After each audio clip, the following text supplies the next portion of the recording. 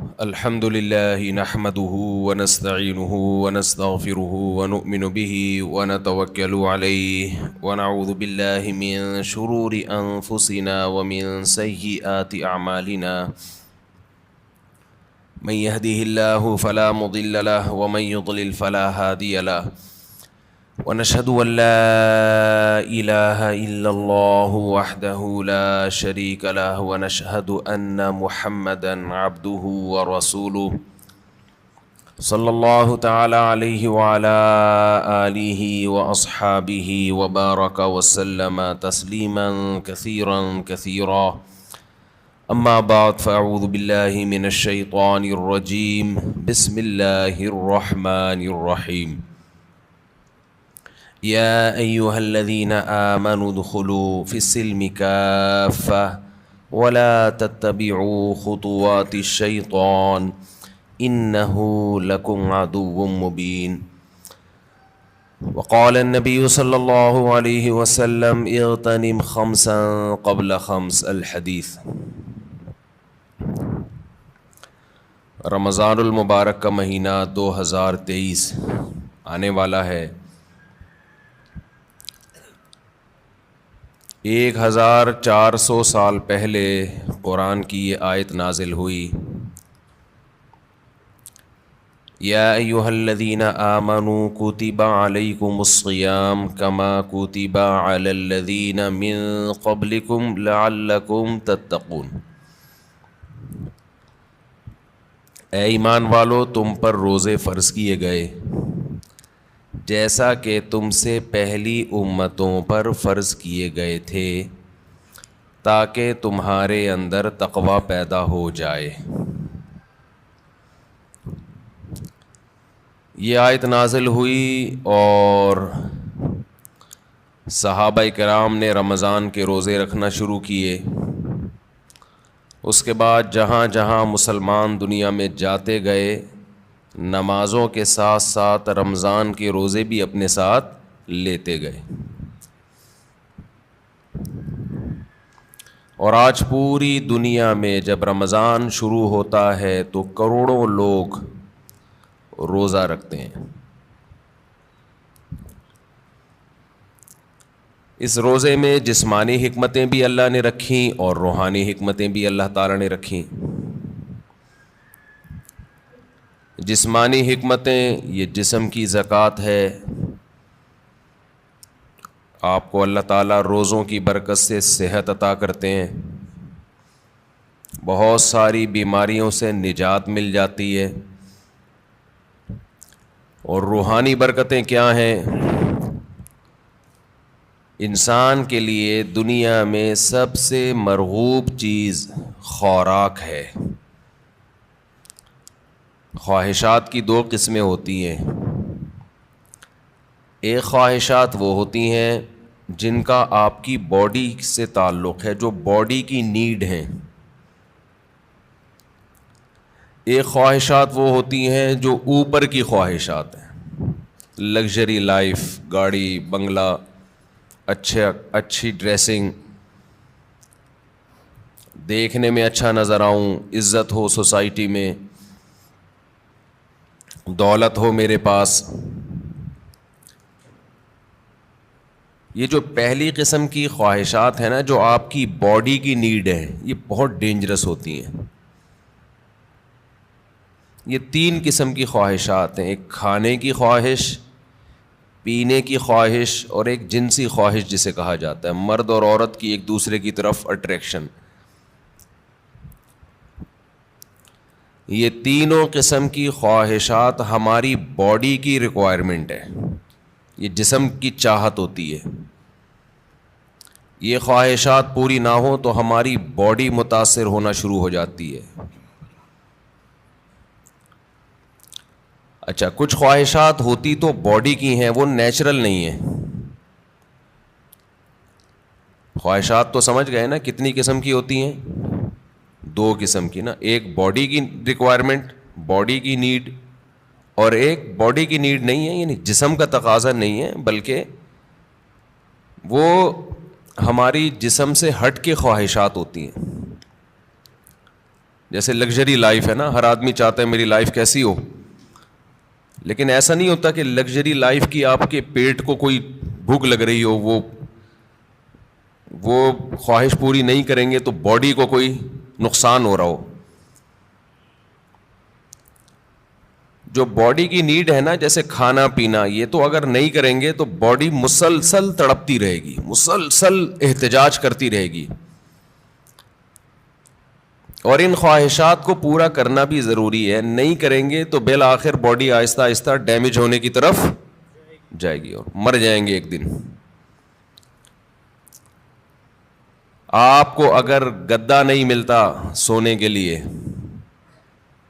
اچھا انہی باڈی کی خواہشات میں ایک نیند بھی ہے, ہم 4 قسم کی خواہشات شامل کر لیتے ہیں. نیند ہے, کھانا پینا, اور جس کو جنسی خواہش کہتے ہیں. یہ اتنی ڈینجرس ہوتی ہیں. جیسے نیند کی خواہش کو آپ دیکھ لو, اب گدے پہ سونا یہ باڈی کی نیڈ نہیں ہے, یہ کیا ہے, ایک لگژری لائف انسان گزارنا چاہتا ہے, اس کا تقاضا ہے کہ میرا گھر اچھا ہو, ایئر کنڈیشن روم ہو, اور ٹائلیں لگی ہوئی ہوں, اور فانوس لگے ہوئے ہوں. لیکن جب آپ کو نیند آئے گی تو جو گدے پہ سونے کے عادی ہیں ان کو فرش پہ نیند نہیں آئے گی. لیکن چونکہ نیند آپ کی باڈی کی نیڈ ہے, ایک وقت آئے گا کہ باڈی کہے گی میں نے سونا ہے, سونا ہے, سونا ہے, سونا ہے. آپ کہیں گے میرے پاس سونے کے لیے گدا نہیں ہے, نہیں سو سکتا, نہیں سو سکتا, نہیں سو سکتا. بالآخر پھڈا ہوتے ہوتے جو باڈی کی نیڈ ہے نا وہ غالب آ جائے گی. لگژری جو آپ کی ایک چاہت ہے اس پہ باڈی غالب آ جائے گی آپ کی, اور آپ کانٹوں پہ بھی سو جاؤ گے. جس کو نیند نہ آتی ہو نا اس کو جاگنے دو, بول تو نہیں سوئے گا, دیکھو اس کا باپ بھی سوئے گا پھر, کیونکہ یہ خواہشات دماغ پر مسلط ہو جاتی ہیں. کیونکہ ضرورت ہے, نہیں تو مرے گا. نہیں سوئے گا تو کیا ہوگا, ایک ہفتہ کھائے پیے بغیر انسان زندہ رہ سکتا ہے, میڈیکل سائنس کہتی ہے. 1 ہفتہ سوئے بغیر زندہ نہیں رہ سکتا. اس لیے یہ اللہ مسلط کر دیتے ہیں کہ تیرا باپ بھی سوئے گا. تبھی آپ نے دیکھا ہوگا ڈرائیونگ کے دوران ڈرائیور سو جاتا ہے, حالانکہ اس کا سونے کا بالکل موڈ نہیں ہوتا, اور ایسا سوتا ہے کہ اپنے ساتھ سارے پیسنجر کو بھی ہمیشہ کے لیے سلا دیتا ہے. تو یہ چیزیں اللہ نے مسلط کی ہوئی, بھائی یہ تمہاری خواہش پہ نہیں ہے. ورنہ بڑے لوگ کہتے ہیں ہمارے پاس ٹائم نہیں ہے, اگلے مہینے ہم سوئیں گے, اس دفعہ ہمیں آفس کا بزنس کا کام ہے بہت.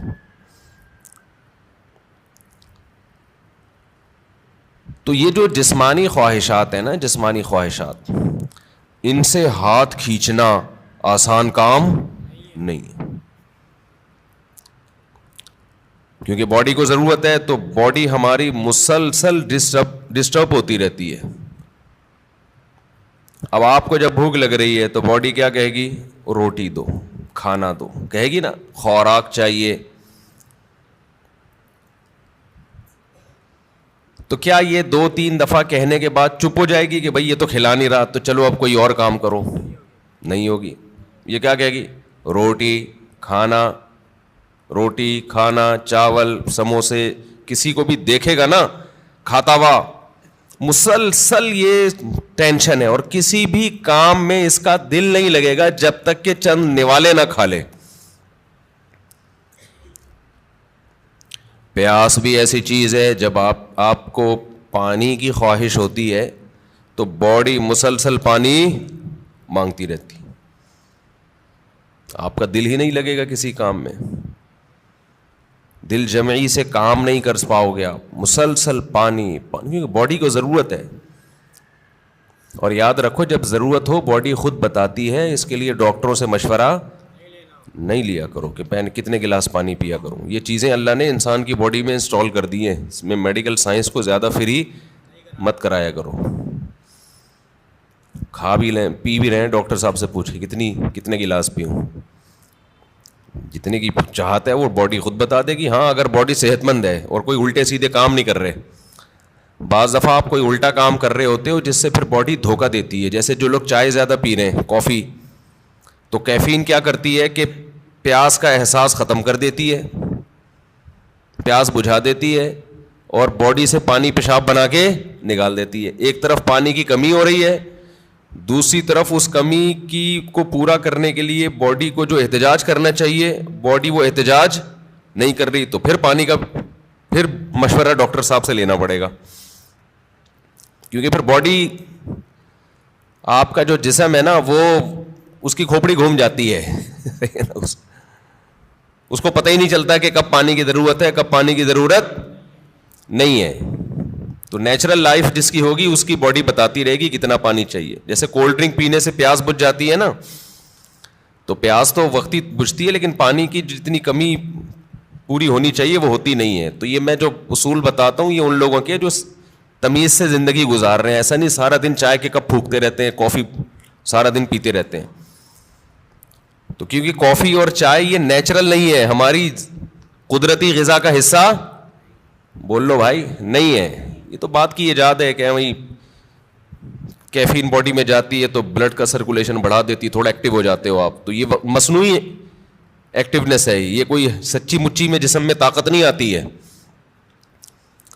سمجھتے نہیں. جیسے ایک ہوتی ہے کیفین, ایک ہوتی ہے نکوٹین. نکوٹین سگریٹ میں نا اور گٹکے میں, تمباکو میں, وہ ذرا اوپر کی چیز ہے, کیفین تھوڑی نیچے کی چیز ہے. تو فلسفہ دونوں کا سیم ہی ہے.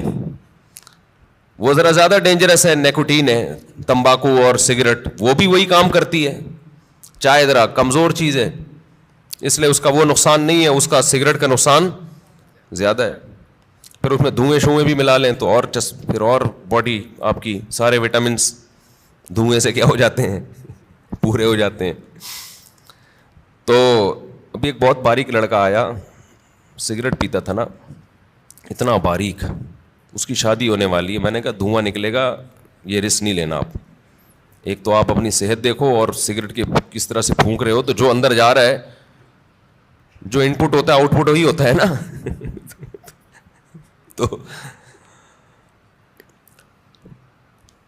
تو یہ جو ہے نا, یہ جو باڈی کی ریکوائرمنٹ نشہ ہے, نشہ یہ بن جاتا ہے, یہ اللہ نے بنایا نہیں ہے. یہ اس سے بھی زیادہ خطرناک ہے روٹی پانی سے. یعنی اس کو برداشت کرنا بہت ہی مشکل ہے. اللہ میاں نے تو آپ کو وہ چیزوں کی چاہتیں رکھی تھیں جو جس کی آپ کی باڈی کو ضرورت ہے. روٹی کی ضرورت رکھی, پانی کی چاہت رکھی اللہ تعالیٰ نے, اور جو اللہ نے خواہشات رکھی ہیں جو نیچرل ہیں. ہم نے کیا کیا, سگریٹ پی پی کے, دن میں 5-6 کپ کافیوں کے پی پی کے, اور پان گٹکے کھا کھا کے ہم نے اس سیٹنگ کو کیا کر دیا, خراب. اب آپ گٹکے اور پان والوں کو دیکھ لو, سگریٹ والوں کو دیکھ لو, افطاری میں لوگ کھجوروں کی طرف لپکتے ہیں, وہ کہاں لپکتے ہیں, سگریٹ کی طرف. وہ تو کھجور ایک سنت پوری کرنے کے لیے کھا لیتے ہیں, اس کے بعد پھر سٹے لگا رہے ہوتے ہیں. بٹ کتنی بڑی نحوست ہے یار, ہے یا نہیں ہے؟ کیسا اپنے ہاتھوں سے اپنے آپ کو برباد کر رہے ہو. اللہ کا کتنا بڑا فضل ہے, ہمارے ماں باپ نے ہمیں سگریٹ پان گٹکے سے ہمیشہ بچایا. ہمارے ماں باپ کا بہت بڑا احسان ہے. اللہ ان کی قبروں کو نور سے بھر دے, ان کی پر اللہ بہت رحمت نازل کرے. بڑا کردار ہوتا ہے والدین کا اس میں. بالکل بچوں کو قریب نہ جانے دو. ہم تو ایک دفعہ, مجھے یاد ہے میں نے ایک دفعہ سگریٹ پی تھی چھپ کے, وہ بھی ایسے کہ ہمارے ایک رشتے کے تایا لگتے تھے, وہ پیتے تھے, رشتے کے تایا, دور کے تایا. انہوں نے پھینکی تو ہمیں شوق تھا تھوڑی تحقیقات کا کہ یار یہ کیا ہے, اس میں اتنا شوق سے یہ صبح شام سٹے لگاتے ہیں. تو انہوں نے پھینکی تو میں نے اٹھا لی, تو اٹھا کے میں نے کہا ذرا چک کے دیکھو نا, تو ایک کش لگایا ہے, وہ اتنی کھانسی ہوئی ہے کہ اللہ کا بڑا فضل. اور شکر ہے دیکھا نہیں کسی نے, ورنہ طبیعت سے کٹتے. طبیعت سے کیا ہوتا, کوئی گھر میں دیکھ لیتا تو کٹ جاتے طبیعت سے. تو جو بات ہے میں اس کی طرف آتا ہوں. تو جو سگریٹ ہے اور یہ سب چیزیں تو انسان خود عادی بنا لیتا ہے نا. تو یہ میرا آج کا ٹاپک نہیں ہے, یہ تو اپنے ہاتھوں اپنے آپ کو آپ جہنم کی آگ میں ڈال رہے ہو, ایک عذاب میں ڈال دیا آپ نے اپنے آپ کو. اچھا ایک بات خوب سمجھ لو, بات چل نکلی ہے, یہ جو سگریٹ والے, گٹکے والے اور بہت زیادہ جو کافی پیتے ہیں, چائے پیتے ہیں, بہت زیادہ کیفین کی لت پڑ گئی ہے ان کو, یہ لوگ اکثر ایک بات یہ کہتے ہیں کہ اس سے ذہن فریش ہو جاتا ہے. یہ خوب سمجھ لو, کوئی بھی نشے کی چیز, نشے سے میری مراد یہ نہیں ہے جو شراب کا نشہ ہوتا ہے, نشے سے مراد جس کی بھی لت پڑ جائے. تو جو کیفین ہے, کافی, یہ جو نیکوٹین ہے, ان میں یہ ذہن میں رکھو کہ جتنی کوانٹٹی آپ لے رہے ہو نا فریش ہونے کے لیے, تھوڑے دن میں اس کے عادی ہو جاتے ہو, سمجھتے ہو, پھر آپ کو اس کی مقدار بڑھانی پڑتی ہے, جبکہ روٹی اور پانی میں ایسا نہیں ہے. جتنی روٹی سے پیٹ بھر رہا ہے نا, اگر خام خام میں زبردستی زیادہ ٹھوس ٹھوس کی عادت نہیں بناؤ گے تو مزید کی عادت نہیں پڑتی, بلکہ کم کی عادت پہ لاؤ گے تو کم, زیادہ پہ لاؤ گے تو زیادہ. جبکہ یہ جتنی چیزیں جو نیچرل نہیں ہے, جو ہماری باڈی کی نیڈ نہیں ہے, ان کو جب آپ لوگے تو جتنے کپ میں آج فریش ہو رہے ہو نا, کل اس سے تعداد بڑھانی پڑے گی. شرابی کو دیکھ لو نا, شروع میں ایک گھونٹ میں بہک جاتا ہے اور بڑا مزہ آتا ہے اس کو, اس کے بعد پورے کریٹ کے کریٹ پی جاتا ہے, لیکن اس کو وہ نشہ نہیں آتا جو پہلے دن ایک گھونٹ میں آیا تھا اس کو. تو یہ خود ایک عذاب ہے کہ آپ سمجھ رہے ہو فریش ہو رہا ہوں, بھائی آپ فریش نہیں ہو رہے, اس سے آپ کا دماغ تازہ نہیں ہو رہا, دماغ کو اس کی عادت پڑ رہی ہے, اب اس کو مزید چاہیے. تو بالآخر ایک نہ ایک وقت جا کے بریک لگانی پڑتی ہے آپ کو. تو پہلے ہی نہیں لگا لو, اچھا ہے, کیا خیال ہے, شروع میں ہی چھوڑ دو ان چیزوں کو یار. تو یہ جو ہماری باڈی کی نیڈ ہے نا, کھانا پینا اور یہ جو خواہشات ہیں, جو یہ ان کا برداشت کرنا یہ بہت مشکل ہے. اور رمضان میں اللہ انہی 3 چیزوں پہ پابندی لگا دیتے ہیں. ویسے تو 4 چیزیں ہیں نا جو بہت زیادہ انسان کو, جس کی خواہش سونا اور جنسی خواہشات اور کھانا اور پینا. تو ان میں سے 3 اللہ تعالیٰ روزے کی حالت میں کیا کر دیتے ہیں, پابندی لگا دیتے. کھانا پینا اور جنسی خواہش آپ پوری نہیں کر سکتے.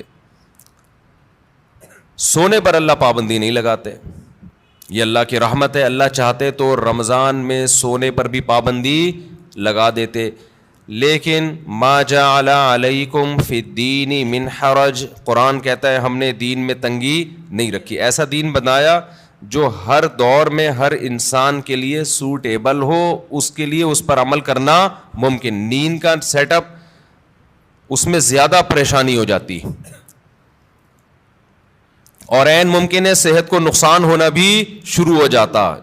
تو رمضان کا مقصد لوگوں کی صحتوں کو نقصان پہنچانا نہیں ہے, لوگوں میں خواہشات پہ کنٹرول کرنے کا جذبہ پیدا کرنا ہے.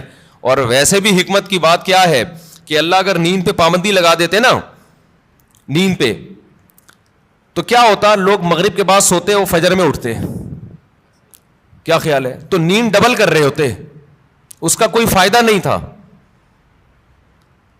یعنی نیند ایسی چیز ہے نا, جب آپ پہ مسلط ہوتی ہے تو آپ کے لیے اس کو روکنا ممکن نہیں رہتا. اب دن کے ٹائم میں نیند آتی, آپ لازماً آنکھ لگ رہی ہوتی ہے آپ کی, کہیں بھی بیٹھے ہوتے آنکھ لگ جاتی ہے آپ کی.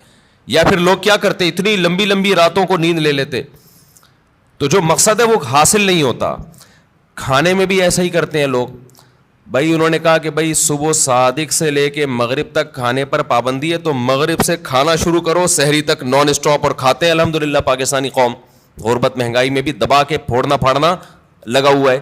لیکن آپ جتنی بھی اسپیڈ سے جتنا بھی کھا لیں, اس کے بعد بھی بہرحال چند گھنٹوں کے بعد آپ کا معدہ خالی ہوتا ہے. تو یہ صبح صادق سے لے کے غروب آفتاب تک اتنا ٹائم ہوتا ہے کہ نان اسٹاپ آپ ساری رات بھی پھوڑتے پھاڑتے رہیں, پھر بھی 5-6 گھنٹے بعد, سحری کے 6, 7, 8, 10 گھنٹے بعد معدہ کیا ہو جائے گا, خالی, اور وہ ٹینشن ہوگی. نہیں آ رہی بات سمجھ میں میرا خیال. تو اللہ میاں نے ہم سے نا یہ قربانی دلوائی ہے رمضان میں کہ تھوڑا منہ کو کیا کرو, کنٹرول. سب سے بڑا مسئلہ ہم نے علماء سے سنا ہے کہ جس آدمی کا اپنے منہ پہ کنٹرول نہیں ہے, باقی کسی خواہش پہ وہ کنٹرول نہیں کر سکتا. اور یہ بالکل درست بات ہے. دیکھو دنیا میں دو قسم کے فلسفے ہیں, اس پر تو غیر مسلم اور مسلم سب کا اتفاق ہے کہ انسانیت کو کامیابی کی طرف لے جانا چاہیے, ہے یا نہیں؟ بھائی امریکہ بھی یہی بات کرتا ہے, انسان کو کس طرف لے کے جاؤ, کامیابی. جاپان والے بھی کہتے ہیں بھائی ایک سکسیسفل نیشن بننا چاہیے ہمیں, کامیاب بننا چاہیے ہمیں, اور اسلام بھی یہی کہتا ہے. لیکن غیر مسلموں کے ہاں کامیابی نام ہے خواہشات کے پورا ہونے کا. آپ کی تمام خواہشات پوری ہو رہی ہیں تو آپ ایک کامیاب انسان ہیں. سمجھتے ہو کہ نہیں سمجھتے ہو؟ اگر آپ کی ہر خواہش پوری ہو رہی ہے تو آپ کیا ہیں؟ کامیاب. لیکن اسلام کیا کرتا ہے؟ آپ کی جگہ جگہ خواہشات پہ پابندیاں لگا رہا ہوتا ہے. جگہ جگہ آپ کی خواہشات پہ کیا لگاتا ہے؟ پابندیاں. یہ نہیں کرنا, یہ نہیں کرنا, یہ لیگل ہے, یہ انلیگل ہے, بہت ساری اور بڑی خطرناک قسم کی پابندیاں بھی لگا دیتا ہے اسلام, جس کا غیر مسلم تصور ہی نہیں کر سکتے کہ ان سے بچیں ہم. آپ اپنی مرضی سے سو سکتے ہو اسلام میں؟ عشاء سے پہلے سو سکتے ہو؟ بولو نا, یوں یوں یوں کر دیا کرو, تھوڑا پتہ تو چلے. نہیں سو سکتے. فجر سے پہلے اٹھنا ضروری ہے یا نہیں ہے؟ اب ایک آدمی کہہ رہا ہے یار میں سو رہا ہوں لمبا, بس 11 بجے اٹھوں گا. نہیں بھائی, آپ کو اسلام پابندی لگائے گا کہ آپ کو اپنی مرضی سے سونے کی اجازت نہیں, اٹھنا پڑے گا. سردی ہے, وضو کا دل نہیں کر رہا, یخ ٹھنڈا پانی ہے, اسلام کیا کہے گا؟ غیر مسلم کیا کہے گا؟ بھائی نہیں اٹھو, یا اٹھ گئے ہو تو ہاتھ منہ مت دھو. لیکن اسلام آپ پہ پابندی لگائے گا, آپ کو ہاتھ منہ دھونے پڑیں گے, چاہے ٹھنڈ لگے یا نہ لگے. بلکہ سردیوں میں وضو کرنے میں حدیث میں آتا ہے بہت زیادہ ثواب ہے. ایسے گناہ جھڑتے ہیں جیسے درختوں کے پتے جھڑتے ہیں سردیوں میں. پھر اسلام آپ پہ پابندی لگاتا ہے حلال حرام کی پابندیاں. نظر بھی اٹھا کے دیکھنے نہیں دیتا کسی انٹی کو. کتنی سخت پابندی ہے یہ نہیں ہے؟ گورا سوچ سکتا ہے اس پابندی. وہ تو نائٹ کلب میں جاتے ہیں, شراب پیتے ہیں, اور اسلام کہہ رہا ہے کہ نائٹ کلب جا کے زنا کرنا تو بہت ہی بڑا جرم ہے. لا تقربوا الزنا, قریب بھی نہیں پھٹکنا. کوئی انٹی جا رہی ہیں اس نیت سے دیکھ لوں کہ یار کیسی ہیں, یہ بھی آپ کے لیے کیا ہے؟ Not allowed. اچھا, جو غیر مسلم لوگ ہیں ان کے ہیں کہ انسان کی ہر خواہش پوری ہو. وہ سمجھتے ہیں کہ یہ کامیابی ہے. حقیقت پتہ ہے کیا ہے؟ جس کی ہر خواہش پوری ہوتی ہے وہ ڈپریشن کا مریض بنتا ہے. یہ بات خوب اچھی طرح کھوپڑی میں بٹھا لو. جس کی ہر خواہش پوری ہوگی وہ کیا ہوگا؟ وہ اسٹریس اور ڈپریشن میں جائے گا. وجہ اس کی ہے کہ آپ کی ہر خواہش پوری ہو سکتی نہیں ہے. اگر ہو رہی ہے نا تو اس کا نتیجہ نکلے گا کہ آپ میں خواہشات پہ کنٹرول کرنے کی طاقت ختم. ایک اسٹیپ ایسا آتا ہے جہاں کوئی نہ کوئی خواہش آپ کو قربان کرنی پڑتی ہے. دنیا میں کوئی شخص فرعون بھی ایسا نہیں گزرا کہ اس کی ہر خواہش دنیا میں پوری ہوئی ہو. ساری پوری ہو رہی تھی, موسیٰ علیہ السلام آ گئے, ایک دم دماغ کھٹکا نا اس کا, یہ کیا ہو گیا بھائی؟ یہ تو ہوتا ہے.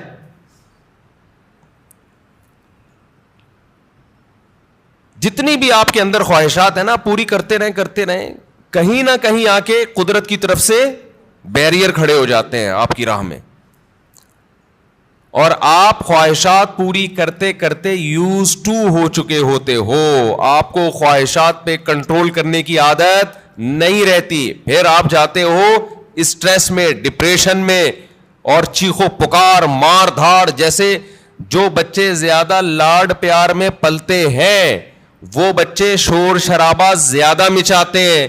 جن بچوں پہ ماں باپ کا کنٹرول ہوتا ہے کہ کچھ خواہشات پوری کر دیں, کچھ پوری نہیں کی, وہ بچے بھی کنٹرولڈ ہوتے ہیں. یقین نہ آئے تو جا کے مشاہدہ کر لو. میں نے بہت سے بچے ضدی دیکھے, چیزیں اٹھا کے پھینک رہے, کوئی بات نہیں مانتے. وجہ اس کی ہے کہ ماں باپ ان کی ہر بات مانتے ہیں. نہیں آ رہی سمجھ میں؟ پتہ نہیں آپ لوگ لاڈلے بچے ہیں اپنے ماں باپ کے یا لاڈلے نہیں ہیں, تو اب یہ تو اللہ ہی جانتا ہے. لیکن ہم نے ایسے بچے مارکیٹ میں دیکھے, ہر خواہش پوری ہو رہی ہے, بچہ چڑچڑا ہو گیا. اچھا, جس بچے کے ساتھ اس کا کوئی بہن بھائی نہ ہو وہ بھی چڑچڑے ہو جاتے ہیں. اس کی وجہ یہ کہ بہت زیادہ لاڈ پیار اس اکلوتے کو مل جاتا ہے. کیا ہوتا ہے؟ اکلوتے. دوسرا مارکیٹ میں قریب العمر ہوتے نہیں ہیں 2-4, تو ماں باپ کی ساری لاڈ کا اور پیار کا مرکز یہ اکلوتا, اس کی ہر خواہش پوری. آپ میں سے کوئی اکلوتا ہو تو پیش کی معذرت. نتیجہ کیا نکلتا ہے؟ اس کی طبیعت میں چڑچڑاپن پیدا ہونا شروع, مار دھاڑ. وہ سوسائٹی میں بسا اوقات ایک کامیاب انسان بن کے سروائیو نہیں کر پاتا. اچھا, ہمارے ایک ریلیٹیو کے یہاں نا ایک بچہ ہوا, پھر ان کے یہاں فوراً دوسرا ہو گیا اگلے سال. رپورٹ دیکھیں, رپورٹ. ہوا یہ ہے کہ جب فوراً دوسرا آ گیا 1-2 سال کے بعد مارکیٹ میں, تو جو پہلا والا تھا نا, اب اس کو تھوڑی سی جیلسی بچوں میں ہوتی ہے کہ دوسرے کو پیار کرو تو اس کو غصہ آ رہا ہے کہ اس کو کیوں پیار کر رہے ہو. بچے کرتے ہیں ایسے, آپ نے دیکھا ہوگا. تو لوگ کہہ رہے ہیں کہ یار یہ جو ان کے ریلیٹیو ہے نا, کہنے لگے یہ غلط ہوا, پہلے والے کے ساتھ ظلم ہوا ہے. ابھی اس کی عمر تھی, اس کو محبتیں ملتی, توجہ کا مرکز بنتا. مارکیٹ میں دوسرا آ گیا, جو محبت پوری اس کو ملنی چاہیے تھی وہ ڈیوائڈ ہو کے آدھی کہاں جا رہی ہے, تو یہ پہلے والے کے ساتھ ظلم ہے. سمجھتے ہو بات کو؟ تو بھائی یہ پہلے والے کے ساتھ ظلم نہیں ہے, اس کی ٹریننگ کا حصہ ہے کہ تو دنیا میں اکیلا باپ نہیں ہے, تمہارے بہن بھائی بھی ہوں گے. ابھی سے اس کے اندر برداشت پیدا ہو رہی ہے. حقیقت ہے, اس کے دل میں ایک جذبات ہوتے ہیں حسد کے. بچوں میں ہوتا ہے, بہت زیادہ جیلسی ہوتی ہے بچوں میں. ایک کو کچھ دو نا تو دوسرے کو ضرورت نہیں بھی ہو, صرف اس کو تپانے کے لیے مانگتا ہے کہ مجھے کیوں نہیں دیا. تو یہ جو برداشت اس میں پیدا ہوگی نا, جب ماں باپ دوسرے کو پیار کر رہے ہو, اس کو غصہ آ رہا ہے, یہی غصہ قدرت چاہتی ہے کہ آئے تاکہ اس میں کنٹرول پیدا ہو. یہ نہیں ہوتا نا تو یہ بڑے ہو کر عذاب بنتا ہے. پھر بڑے ہو کر پھر کیا ہوتا ہے کہ یہ کیوں آ گیا دنیا میں, میرے باپ کی وراثت جو مجھے ملنی تھی اس کو کیوں مل رہی ہے, یہ اس میں شریک کیوں ہو رہا ہے. پھر یہ یہاں تک جاتا ہے معاملہ. شروع میں یہ مسئلہ کیا کر دو, ختم کر دو کہ بیٹا اس گھر میں اور بھی ہیں, اور ممکن ہے مفتی صاحب کے ابھی میں بیانات سننا شروع کیے تو اسپیڈ اور بھی بڑھ سکتی ہے ہماری, عین ممکن ہے. اگلے سال نیا ماڈل بھی آ سکتا ہے.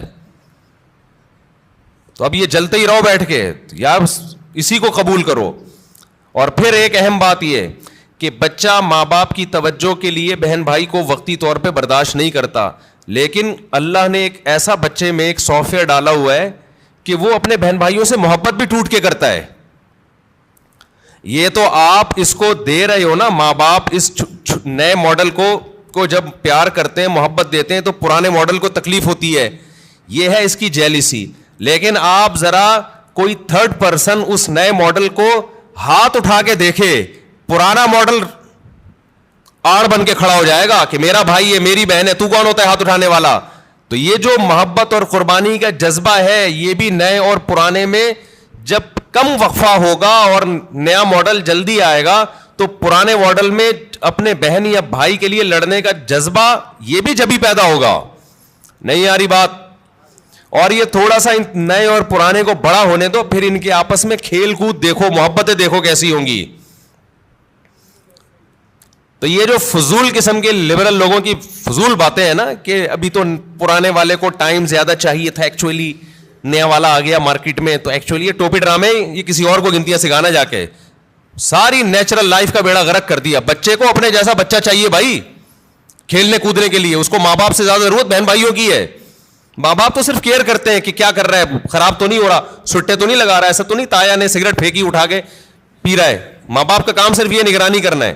باقی تو اس کو جو اس کی جو انٹرٹینمنٹ والی لائف ہے, جو اس کو انٹرٹین کرے گی, وہ تو بہن بھائی کریں گے. خوش رہے گا, کھیلے گا, کودے گا, انہیں کے سے سیکھے گا, مارے گا, روئے گا, پٹے گا بھی, پیٹے گا بھی. یہی تو لائف ہے اس کی. ہر خواہش پوری ہونے سے انسان بنتا نہیں ہے بلکہ بگڑتا ہے.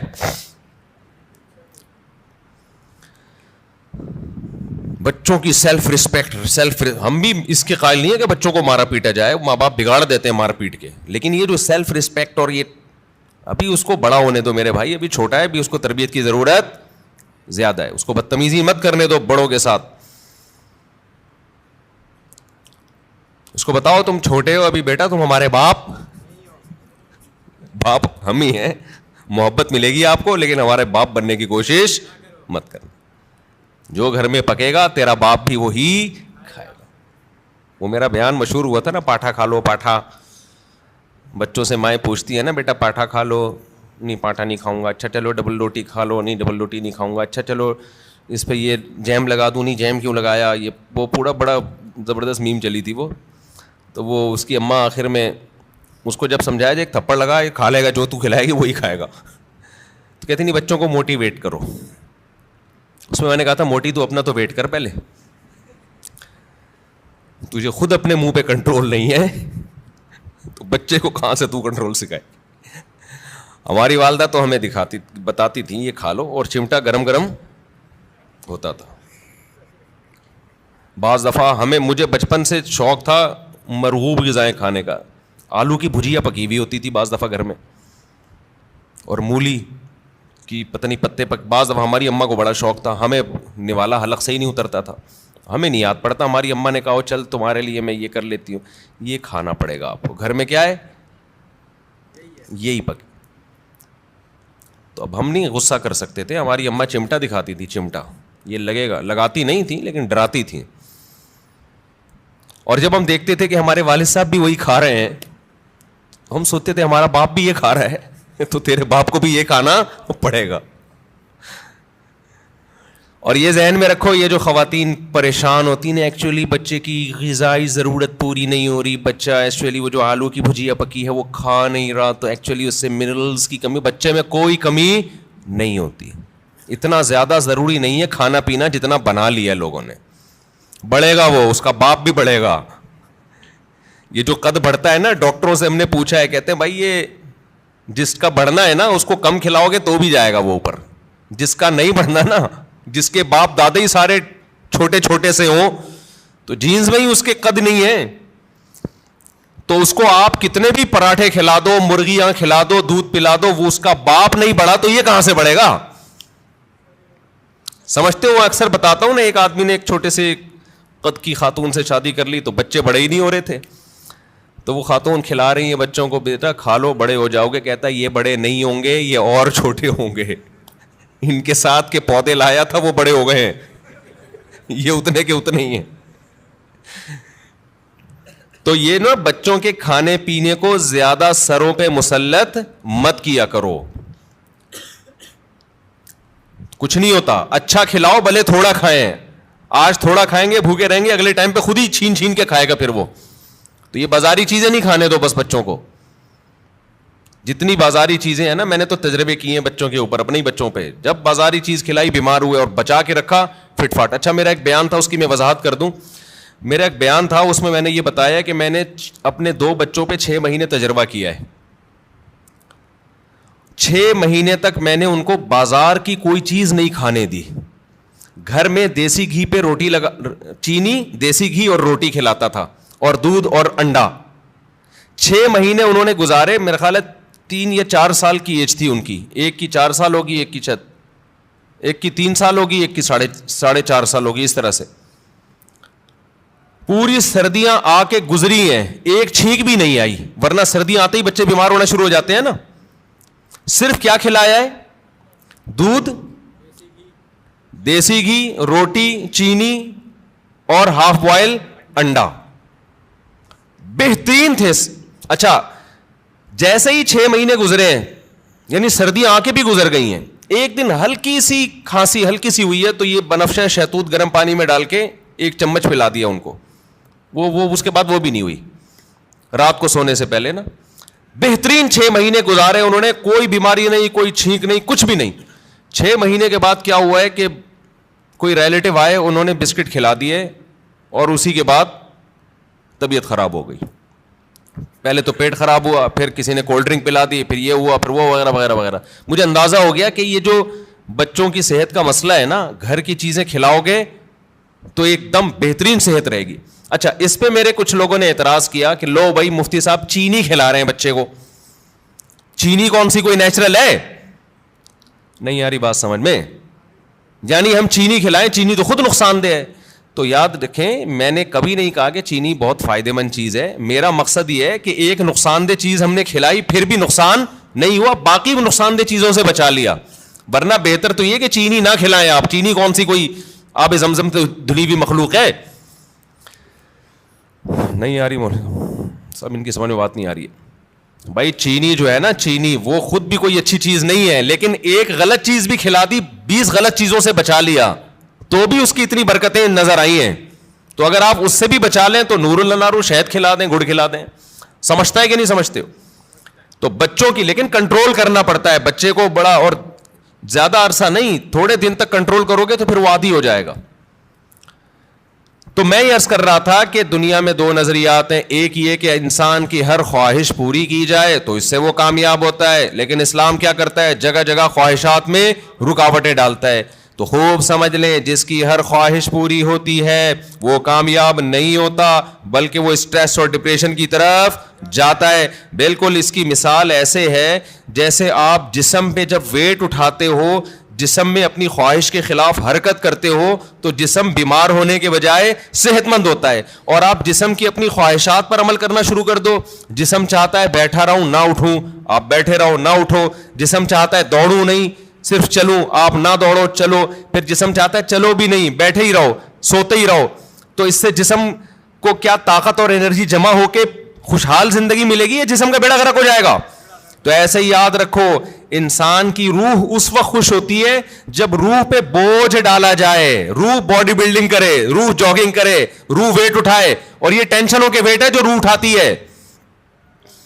اگر یہ روح کی آپ ہر خواہش پوری کرنا شروع کر دیں گے تو جیسے باڈی کی ہر خواہش پوری کرنے سے باڈی کا بیڑا غرق, تو اسی طرح روح کی ہر خواہش پوری کرنے سے روح کا بیڑا غرق ہو جاتا ہے. سمجھ میں نہیں آ رہی میرا خیال ہے بات؟ تو اپنی خواہشات کے خلاف چلنا سیکھیں. ہاں, ہر خواہش کی مخالفت نہیں. جیسے آپ نے باڈی, جب جو لوگ جم جاتے ہیں ویٹ اٹھانے کا دل کرتا ہے کیا؟ نہیں کرتا نا, بس جسم پہ بوجھ ڈال کے اٹھا رہتے, تبھی اوں کی آوازیں بھی آ رہی ہوتی ہیں. اگر مزہ آ رہا ہوتا تو ویٹ اٹھاتے واہ واہ واہ ہنسی آ رہی ہوتی. ایسا تھوڑی ہے. تو اسی طرح یاد رکھیں, ہاں ویٹ حد سے زیادہ اٹھائے گا تو باڈی خراب ہو جائے گی. اسی طرح روح پہ جب بوجھ حد سے زیادہ پڑ جاتا ہے تو پھر روح خراب ہونا شروع ہوتی ہے. لیکن یہ اللہ کی رحمت ہے کہ اس نے ہماری روح پہ حد سے زیادہ بوجھ ڈالا ہی نہیں ہے. اگر اللہ کہہ دیتا 24 گھنٹے کے روزے رکھو پورے رمضان, اور سحری میں صرف 10 منٹ کھانے کی اجازت ہے, 23 گھنٹے 50 منٹ بھوکے رہنا ہے, 10 منٹ کیا کرنا ہے, کھانا کھانا ہے, تو شاید یہ ہماری طاقت سے زیادہ بوجھ ہم پہ ڈال دیا جاتا. مرتے پھر بھی نہیں, اتنی جلدی مرتا نہیں ہے آدمی بھوک سے, یاد رکھو. لیکن یہ ممکن ہے کہ ہم پہ ہوتا نہیں ہم سے. ما جعل علیکم فی الدین من حرج, اللہ کہتے ہیں اعتدال سے بوجھ ڈالا ہے. اللہ کہہ دیتا 50 نمازیں پڑھو, تو پڑھنی پڑتی کہ نہیں پڑھنی پڑتی؟ کتنی ٹینشن والا کام ہو جاتا بھائی, کتنی ٹینشن والا کام. اللہ میاں نے 5 رکھی, اور وہ بھی دن کے 2 کناروں پر رکھ دی 2 نمازیں, اور صرف عصر اور مغرب ایسی ہیں جو جلدی جلدی آتی ہیں, ورنہ بڑا فاصلہ ہے 2 نمازوں کے درمیان.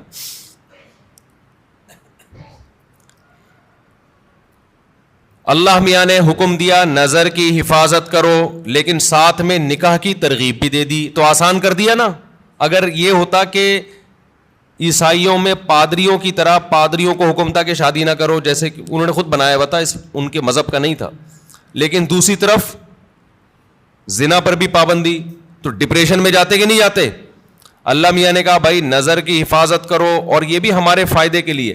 اگر اللہ حکم دیتے نظر کی حفاظت نہ کرو لیکن صرف زنا سے بچو, تو زنا سے بچنا بہت مشکل ہو جاتا, کیونکہ جو برائیوں میں پڑتے ہیں نظر کی حفاظت نہیں کرتے ان کے لیے زنا آسان ہو جاتا ہے, اور جو نظر کی حفاظت کرتے ہیں ان کے لیے زنا مشکل ہوتا ہے.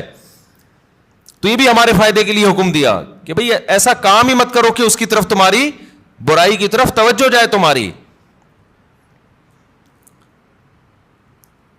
اللہ میاں نے حکم دے دیا ماں باپ کی اطاعت کرو, فرما برداری کرو. لیکن اس کی بھی ایک لمٹ رکھ دی, ایک حد رکھ دی. یعنی کوئی ایسا حکم نہیں ہے جو ایسا بوجھ ہم پہ ڈالا جا رہا ہو جو ہمارے بس میں ہو ہی نہیں. سود کو حرام قرار دے دیا لیکن مزاربت اور شرکت کو جائز قرار دے دیا. آپ کسی کو لون دے کے متعین نفع لیتے ہو کہ 1,00,000 پہ 2,000 روپے 5,000 حرام ہے, لیکن ایسا نہیں کہ پابندی لگا دی. اللہ نے کہا یہی 1,00,000 روپے دو, جو پروفٹ ہوگا اس میں شرکت کر لو. سمجھ میں آ رہی ہے بات؟ جو پروفٹ ہوگا اس میں کیا کر لو بھائی, تجھے جتنا پروفٹ ہوگا اس میں اتنے فیصد میرا. اب وہ گھننا بن کے پروفٹ بتانا پڑے گا اس کو. اور جو سرمایہ دار لوگ ہیں نا وہ پروفٹ بتانا نہیں چاہتے, وہ کہتے ہیں ہم آپ کے 1 کروڑ سے جتنا بھی اٹھائیں آپ کو اتنا ملے گا بس. اسلام کہتا ہے نہیں بھائی, پیسہ اس کا لگ رہا ہے تو اس کو بتاؤ تو صحیح کتنا کما رہا ہے تو. ابے 1% بھی دو گے نا آپ. دیکھو آپ نے زید کو 1 کروڑ روپے دیے, زید کو کہا تو 1 کروڑ سے جتنا بھی کمائے گا نا بے شک مجھے 1% دے دے, لیکن پرسنٹیج ہونی چاہیے 1%. اس کا فائدہ کیا ہوگا؟ وہ 1 کروڑ پہ آپ کو 1,00,000 دے گا نا, آپ کو فوراً پتہ چل جائے گا وہ کمبخت 99 لاکھ کما رہا ہے. سمجھ میں آ رہی ہے بات؟ سود خور یہ وہ اپنا پروفٹ بتانا نہیں چاہتا. 1% بھی دے گا نا آپ کو یہ تو پتا چل جائے گا نا جب 1% 1,00,000 ہے تو اس کا مطلب باقی 99 کتنا ہے؟ وہ 99 لاکھ ہے. اس کا مطلب یہ گھنا میرے 1 کروڑ سے 99 لاکھ کما رہا ہے اور مجھے کتنا دے رہا ہے؟ 1,00,000. لیکن اگر سودی نظام ہوگا, آپ نے زید کو 1 کروڑ روپے دیے, آپ نے کہا مجھے ہر مہینے 1,00,000 دے دینا, تو کتنا کما رہا ہے مجھے اس سے غرض نہیں ہے. وہ 1,00,000 روپے لا کے دے گا, آپ گلے ملیں گے, شکریہ ادا کریں گے, کتنا نیک آدمی مجھے 1,00,000 روپے دے رہا ہے. اور وہ بھی روتے ہوئے دے گا, یار کاروبار کا تو بیڑا ہی غرق ہو گیا, لیکن میں تجھ سے وعدہ کیا 1,00,000 لے لے. آپ کا دل چاہے گا اس غریب کو 2 کروڑ اور دے دوں میں. الو بناتا رہے گا, آپ کو بے وقوف بناتا رہے گا. لیکن اگر پرسنٹیج کے حساب سے ہوگا تو آپ نے جب زید کو 1 کروڑ دیے, آپ لوگ کو سمجھ میں ہی نہیں آ رہا, تو بزنس کہاں سے کرو گے جو تمہاری سمجھ میں اتنی باتیں نہیں آ رہی. مجھے لگ رہا ہے آپ کے چہروں سے کہ جو میں کہہ رہا ہوں اوپر سے گزر رہا ہے آپ کے. زید کو آپ نے 1 کروڑ روپے دیے, آپ نے کہا مجھے جتنا پروفٹ ہوگا اس میں 1% چاہیے. وہ 1,00,000 روپے لے کر آیا تو آپ سمجھ جاؤ گے یہ کمبخت کتنے کما رہا ہے؟ 99 لاکھ. اب اس کو رونے کی اجازت, وہ رونے کا بہانہ نہیں کرے گا, اور آپ کو اس سے مانگو گے بھی کہ جو جتنا پروفٹ ہوا ہے وہ مجھے دکھاؤ, تاکہ پتہ چلے کہ یہ واقعی 1% بنتا ہے کہ نہیں بنتا ہے. تو اللہ میاں نے سود پہ پابندی لگائی, مگر تجارت کو اللہ نے حلال قرار دیا. اگر اللہ سود پہ بھی پابندی لگا دیتا, مزاربت پہ بھی, شرکت پہ بھی, تو پھر ہم حرج میں پڑ جاتے, ہم تنگی میں پڑ جاتے, ہمارے لیے کاروبار کے راستے بند ہو جاتے. لیکن اللہ نے ہمارے لیے دین میں تنگی نہیں رکھی بلکہ آسانی رکھی ہے. سمجھتے ہو کہ نہیں سمجھتے ہو؟ تو اسی طرح اللہ میاں نے لیکن بوجھ ڈالا ہے ہمارے اوپر. یہ نہیں کہا کہ بالکل فری سٹائل کی زندگی گزارو گے, کوئی ٹینشن ہی نہیں ہوگی. یہ کامیابی نہیں ہے, ٹینشنیں اٹھانی پڑیں گی. بہت ساری ٹینشنیں لگا دی اللہ میاں, اور اس ٹینشن سے فائدہ کیا ہوتا ہے کہ ہماری روح وزن اٹھاتی ہے, جس سے روح ٹینشن سے بچتی ہے, روح صحت مند ہوتی ہے, اور روح ڈپریشن اور اسٹریس کی طرف جانے سے بچ جاتی ہے. تبھی آپ کو مسلمانوں میں خودکشی کا ریشو دوسری قوموں کی نسبت کم نظر آئے گا. مسلمانوں میں ڈپریشن کے مریض دوسری قوموں کی نسبت کم نظر آئیں گے, حالانکہ ڈپریشن والے کام مسلمانوں میں بہت زیادہ ہیں. مسلمان غیر مسلم ایک ڈپریشن پالنے کے لیے تیار نہیں, مسلمان 4 ڈپریشن کی بات کرتے ہیں. آئی بات سمجھ میں؟ ہم مسقط میں تھے تو ہمارے بہت سے علماء اپنی اپنی فیملیوں کے ساتھ آئے تھے, بیگمات کے ساتھ آئے تھے. تو ایک مولانا صاحب نئے نئے پہنچے تو وہ میزبان نے ان سے پوچھا مجبوری ساتھ میں ہے یا بغیر مجبوری کے آئے ہیں؟ میں نے کہا یہ کیا کہہ رہے ہیں؟ پھر پتہ چلا بیگم کو پیار سے کیا کہتے ہیں, یہ مجبوری. تو بڑا زبردست لفظ تھا ان کا بھائی, کیونکہ جب مجبوری ساتھ میں ہوتی ہے تو پھر گھر سے زیادہ دیر باہر نہیں رہ سکتے, آپ بتانا پڑتا ہے. جو بغیر مجبوری کے آیا وہ تو جہاں مرضی جائے. جب مجبوری کے ساتھ آئے ہیں تو بیگم پوچھے گی, مجبوری پوچھے گی بھائی اتنی دیر سے کیوں آ رہے ہو, آپ کہاں گئے ہوئے تھے؟ مفتی صاحب کے ساتھ. اچھا, جو لوگ اپنی مجبوریوں کے ساتھ آئے تھے نا, ان سب کی مجبوریوں کو یہ بڑی فکر تھی کہ ہمارا میاں ہمارے جو میاں ہیں مفتی طارق مسعود کے ساتھ تو نہیں بیٹھے ہوئے کہیں, سب کو یہ ایسا لو یہ 2-4 مجبوریاں اور پال لیں ہمارا شوہر, ان کو یہ سب کو ڈر تھا. تو مسلمان کے پاس ٹینشن کے مواقع بہت ہیں, پھر بھی ٹینشن نہیں لیتا. یہ غربت اور مہنگائی آپ تھوڑی دیر کے لیے انگریزوں کو دے دو تو خودکشی کے لیے میرے بھائی رجسٹریشن فارم کیا ہو جائیں گے, ختم ہو جائیں گے. ہمارے والے حکمران 1 ہفتے کے لیے ان کو ادھار دے دو, آپ سچی مچی کے تو نہیں لیں گے, صرف ادھار دے دو آپ ان کو کہ 1 ہفتے بعد واپس لے لیں گے. 1 ہفتے میں ایسا بیڑا غرق ہو جائے گا, کوئی کھمبا ان کا بجلی کا باقی نہیں بچا ہوگا. ان کے یہاں تو کھمبے ہوتے نہیں, انڈر گراؤنڈ ہی ہوتا ہے سب کچھ. یہ ہم ہیں, ٹھیک ہے نا. ڈالر کہاں سے کہاں پہنچ گیا, میں تو کبھی سوچتا ہوں تو تھوڑی ڈپریشن شروع ہو جاتی ہے, پھر میں سوچتا ہی نہیں کہ میں مریں گے تو ویسے ہی سب کیا ہو جائے گا, ختم. ہمارے تو اصل آخرت ہے نا. جو دیکھو دال پانی اللہ نے جو موٹی موٹی ضرورتیں وہ تو اللہ ویسے ہی پورے کر. اور پاکستان کا تو حال ایسا ہے کہ بچپن سے سنتے آ رہے ہیں کہ بینک کرپٹ ہونے جا رہا ہے. پاکستان کا ایسا اللہ کے ساتھ اللہ کا معاملہ ہے, بچپن سے مہنگائی بڑھ رہی ہے. مجھے یاد ہے وہ دور میں بہت چھوٹا تھا, روٹی 4 آنے کی ملتی تھی, 1 روپے کی 4 روٹیاں.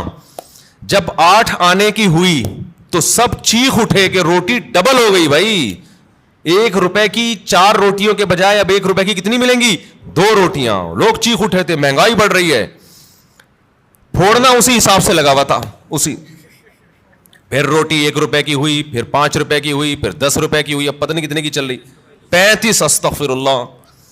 میرے یہاں مہمان آتے ہیں نا تو چائے منگواتا ہوں میں ہوٹل سے. اب ہمارے دماغ میں وہ چند سال پہلے کی چائے تھی, پتہ نہیں 10 روپے کا کپ تھا, 15 روپے کا کپ تھا. میری کھوپڑی میں وہی گھوم رہی ہے, مجھے کیا پتا اتنی اسپیڈ سے حساب خراب ہو گیا. مہمان آ رہے ہیں, آوے لے آ یار 4 چائے لے آ, 5 چائے لے آ. اچھا وہ گارڈ جو ہے نا, وہ جو خادم بل بنا کے دیتا ہے, مجھے لگتا تھا یار یہ کچھ زیادہ ہی, پتہ نہیں خود تو نہیں اس نے اپنے کئی مہمانوں کے الگ سے کھانچے کھولے ہوئے اس نے. ایک دن میں نے کہا یار اتنا تو مہمان میرے نہیں آئے جتنے تم بل بنا رہے ہو. اس نے کہا استاد جی 60 روپے کا کپ ہے چائے کا, 60 روپے. ابے میں نے کہا اتنے کا تو کپ نہیں آتا جس میں چائے ڈالی جا رہی ہے. تو مجھے تو خیال ہوا میں نوٹس لگا دوں کہ مہمان لوگ اپنی چائے اپنے ساتھ لے کے آئیں گے. بھائی یہ کوئی مذاق تھوڑی ہے یار, ملنے بھی ہم سے آؤ, چائے بھی کون پلائے, کام بھی تمہارا ہو, چائے ہم پلائیں. خیر اتنا بھی ایسا نہیں ہے, انشاءاللہ پلا دیں گے.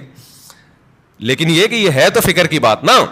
لیکن نہ چائے والوں کی چائے رک رہی ہے, نہ نلی نہاری کی سیل میں کمی آ رہی ہے, نہ برگر بکنے میں کمی, نہ KFC والوں کے ہاں رش میں کمی. میں تو لوگوں پہ حیران ہوتا ہوں, لوگ بات کر رہے ہوتے ہیں نا میرے سامنے, دوست احباب بھی, یار مفتی صاحب مہنگائی نے کمر, ایسے کھجا رہے ہوتے ہیں, مہنگائی نے کمر توڑ دی یار, اتنا مہنگا ہو گیا کھانا, اب تو روٹی خریدنے کی طاقت ختم ہو گئی. پھر تھوڑی دیر چلے یار نہاری کھانے چلتے ہیں ذرا, چلے مجھ صاحب نلی نہاری کا پروگرام ہو جائے. یہ ہر ایک کا حال ہے. ایسا لگتا ہے کہ اتنی کرپشن اور اتنی مہنگائی کے باوجود برکت کہاں ہے, وہ بھی اللہ نے ہمیں ہی دی ہے. لوگوں کے چہرے کھلے ہوئے ہیں ماشاءاللہ, پیٹ بھرے ہوئے ہیں. ہوٹل کے باہر جاؤ ایسا لگتا ہے فری میں بانٹ رہا ہے, پاؤں رکھنے کی جگہ نہیں ہے. مہنگے سے مہنگے ہوٹل جاؤ وہاں بھی یہی حال ہے. میں نہیں کہہ رہا کہ جو غریب ہیں وہ ختم ہو گئے, نہ, جو بیچارے سفید پوش غریب ہیں ان کے گھروں کے حالات بہت خطرناک ہیں. لیکن اللہ کا شکر ہے ان حالات میں بھی بہت سو کو اللہ بہت اچھا کھلا رہا ہے. تو بھائی مسافر خانہ ہے نا یار, اور کیا کرنا ہے, کھا پی لو, سونے کی جگہ مل گئی, مہنگائی گئی تیل لینے, ٹھیک ہے نا. ہماری زندگی کا جتنا کوٹا ہے ہمارے مرنے سے پہلے انشاءاللہ ہم پورا کر کے جائیں گے. اگلی نسل کا بیڑا غرق ہوگا, وہ اگلی نسل جانے, وہ ہمیں کیوں بھائی, اللہ اس کو بھی کھلا دے گا. پھر اگلی نسل کا کام ہے کہ وہ ووٹ اچھے لوگوں کو دے. ہم تو اس نسل کو بھگت رہے ہیں. ہم نے اتنے بڑے بڑے جرم کیے, ایسے ایسے حکمرانوں کو اپنے اوپر مسلط کیا, پھر بھی اللہ ہمیں کھلا رہا ہے. شاید اگلی نسل یہ جرم نہ کرے تو ان کو تو اور اچھا کھلائے گا اللہ تعالیٰ. یعنی ایسا لگ رہا ہے اللہ ہمارے گناہوں کو بھی اتنی سزا نہیں دے رہا جتنی بنتی ہے, ورنہ تو ہم لوگ کی حرکتیں ہیں نا اس کے حساب سے سزا بہت زیادہ بنتی ہے ہماری. کہ اسلام کی برکت ہے, اللہ کا نام لیتے ہیں اس کی برکت ہے, کہ پھر بھی اتنی ٹینشنوں میں بھی ٹینشن میں نہیں جا رہے, اتنی مجبوریاں اس کے بعد بھی ٹینشن میں نہیں جا رہے. اور یہاں سوسائٹی پہ, ریاست پہ بوجھ نہیں ہوتا, عوام کا بوجھ ہوتا ہے گھر کے سربراہ پہ. یورپ امریکہ میں آپ کی بیگم کو کھلانا اسٹیٹ کی ذمہ داری ہے, آپ کی ذمہ داری نہیں ہے. آپ کے بچوں کو کھلانا اسٹیٹ کی ذمہ داری ہے, آپ کی ذمہ داری نہیں ہے. حتیٰ کہ آپ کے پاس پیسے نہیں ہیں تو بھی اسٹیٹ کی ذمہ داری ہے آپ کو کھلانا. یہاں ساری ذمہ داریاں اسلام نے مرد کے کندھوں پہ ڈالی ہیں. بیگم کو کھلانا, ماں باپ کو کھلانا, اولاد کو کھلانا. اس کے باوجود بھی یہ بیچارہ ڈپریشن میں نہیں جاتا, جانا چاہیے تھا, جا نہیں رہا. یہ تو یہ کس کی برکت ہے بھائی؟ یہ دین کی برکت ہے, اللہ پہ اعتماد توکل ہے.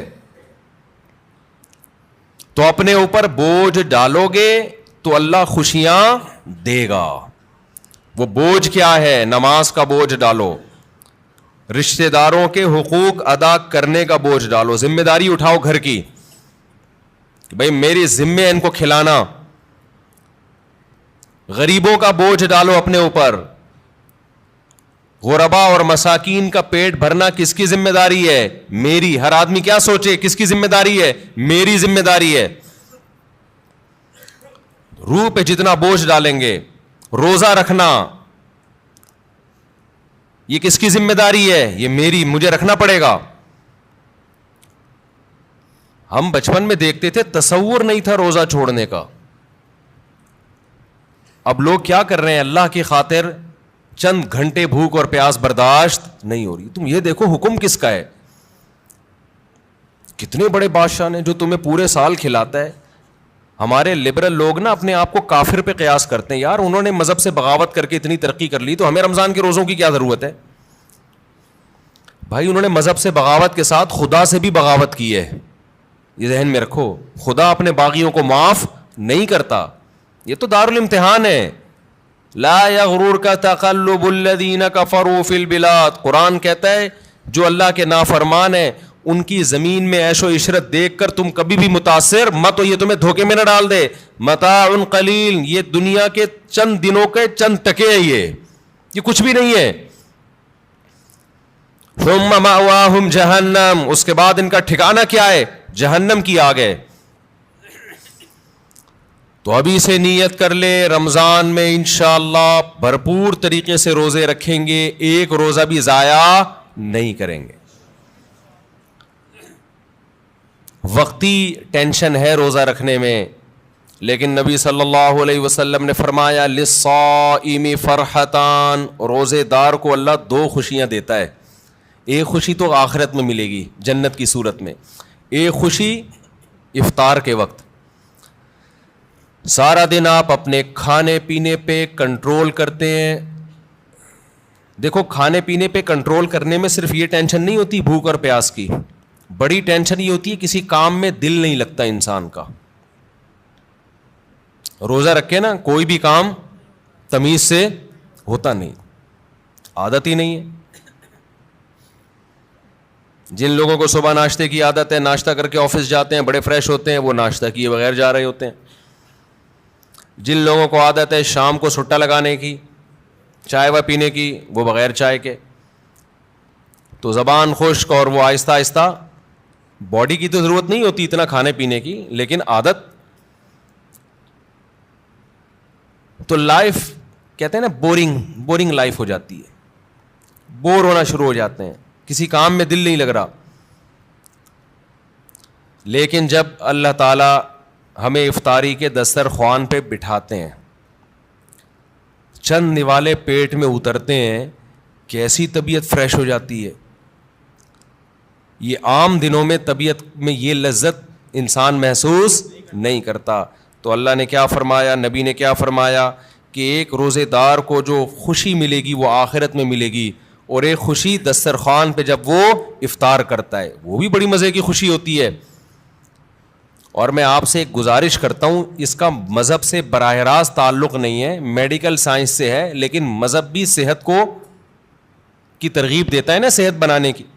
رمضان میں ایک کام آپ کر لیں, تھوڑا کھانے پینے پہ کیا کر لو میرے بھائی, کنٹرول کر لیں.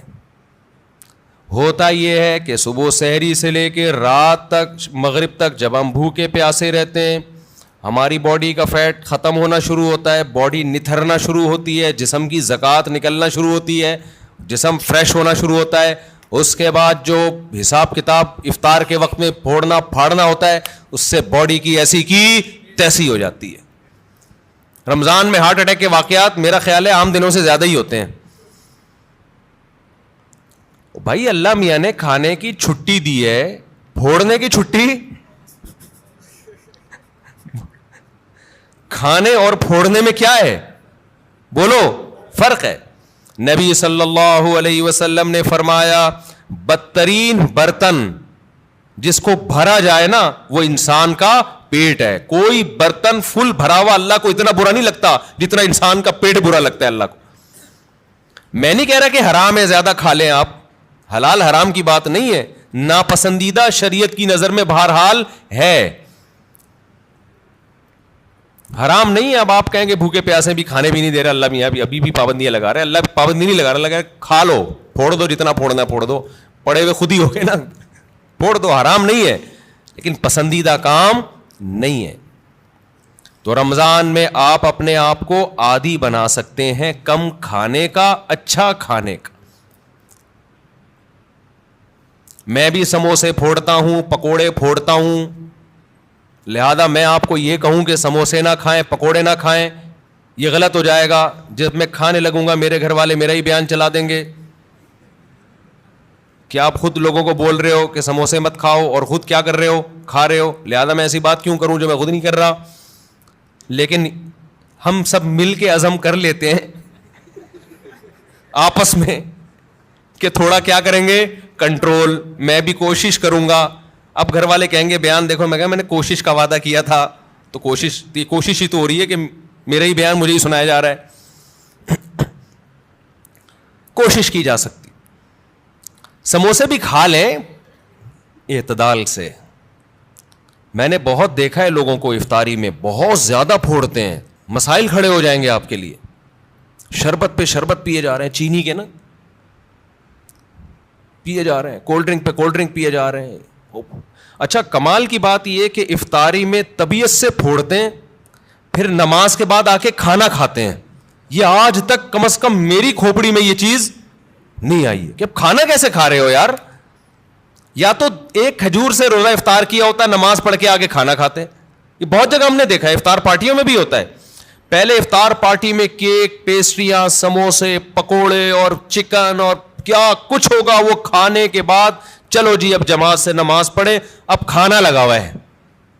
اب مجھے کہہ رہے ہو تو وہ کھانا لگا دیا. کھانا یہ کیا کھایا ہم نے بھائی؟ ایک آدمی نے کم از کم 6 سموسے کھائے ہیں اور اتنے پکوڑے کھائے ہیں, تو اب کھانا کیا؟ تو لوگ کہتے ہیں کھانا روٹی سالن کو کہا جاتا ہے اور چاول کو کہا جاتا ہے. یہ جو ہم نے کھایا ہے کھانے سے پہلے, جو نماز سے پہلے افطاری میں, یہ روٹی سالن نہیں تھا. یہ سموسے, پیسٹریاں, پکوڑے اور پتہ نہیں رول اور کیا کیا چیزیں آ رہی ہیں, یہ تو وہ تھا. پیٹ جو ہے نا, پیٹ, اس کو نہیں پتا کھانے کی ڈیفینیشن ہندوستان اور پاکستان میں کیا چل رہی ہے اس وقت. پیٹ یہ دیکھتا ہے کہ اوپر سے کوئی چیز آ رہی ہے, اس کو ہضم کرنا شروع کر دو. پیٹ اسی کو کھانا کہتا ہے. نہیں آئی بات میرا خیال ہے. ایک دفعہ ہمارا پشاور جانا ہوا تو ہمارے کچھ میزبان تھے, وہ ماشاءاللہ پٹھان لوگ تو ویسے ہی بڑے سخی ہوتے ہیں. انہوں نے کیا کیا, میرے لیے نا دیسی مرغیوں کی وہ لا کے رکھ دی. دیسی مرغیاں نا روسٹ, بڑی زبردست تھی وہ, رانے اس کی بھنی ہوئی. ہم نے پھوڑ دی. وہ ماشاءاللہ بڑے ہیوی کھانا تھا, تو میں نے اچھی طرح طبیعت سے کھا لیا, بڑا مزہ آیا. میں تو کہا ہو گیا کھانا بھائی, اتنی دیر میں اب کھانا آ رہا ہے. اب میں مجھ پہ نا, کیونکہ وہ پھر کھلاتے بھی زبردستی ہیں, مجھ پہ راشا تاری ہو گیا. میں نے کہا اللہ خیر کرے اب کیا ہوگا. انہوں نے کہا وہ سب کھانا. میں نے کہا بھائی ہمارے اندر تو طاقت نہیں ہے. انہوں نے کہا تمہارے باپ کو بھی کھانا پڑے گا. ان کا یہ الفاظ نہیں تھے لیکن اسٹائل اسی قسم کا تھا. وہاں ایسا نہیں ہو سکتا کہ کھانا آئے اور آپ نہیں کھاؤ. پھر ہم نے کھایا, تھوڑا سا کھایا. تو افطاری میں کیا کر رہے ہوتے ہو بھائی؟ تو آپ بہترین آپ تجربہ کر کے دیکھ لو میرے مشورے پر, افطاری میں شربت نہ پیو آپ. میں آپ کو بتا رہا ہوں آپ کا دماغ ایسا فریش ہو جائے گا نا, آپ کہو گے واہ مزہ آ گیا بھائی. اکثر آپ نے دیکھا ہوگا افطاری کرتے ہی لوگ ٹن ہو جاتے ہیں, دیکھا ہوگا نا, مغرب کے بعد گھر جاتے ہیں بستر سے اٹھا ہی نہیں جاتا, پھر تراویح میں ایسے جھوم رہے ہوتے ہیں جیسے جن پر لگتا ہے کسی نے کوئی قبر سے مردہ اکھاڑ کے لا کے یہاں کھڑا کر دیا ہے. یہ حالت ہوتی ہے. آپ کو جو نیند آتی ہے نا میٹھا کھانے سے آتی ہے, خوب سمجھ لیں, کارب لینے سے آتی ہے. آپ اپنی خوراک میں کاربوہائیڈریٹ کو کم کر دیں, آپ فریش بھی ہوں گے, نیند بھی نہیں آئے گی, جسم کو طاقت پوری ملے گی. آپ افطاری میں تجربہ کر کے دیکھ لیں, میٹھے میں صرف کھجور کھائیں آپ افطاری میں, اس سے نیند نہیں آئے گی. کھجور میں کوئی الگ ٹائپ کا میٹھا ہوتا ہے. آپ نے افطاری میں شربت نہیں پینا, آپ نے افطاری میں روٹی چاول نہیں کھانے, تھوڑے سے کھا لیں آپ, زیادہ نہیں کھائیں. کھجور کو فوکس کریں آپ, جو چنے کی چاٹ وغیرہ ہے نا اس کو فوکس کریں, وہ کھائیں, پیٹ بھی بھر جائے گا آپ کا.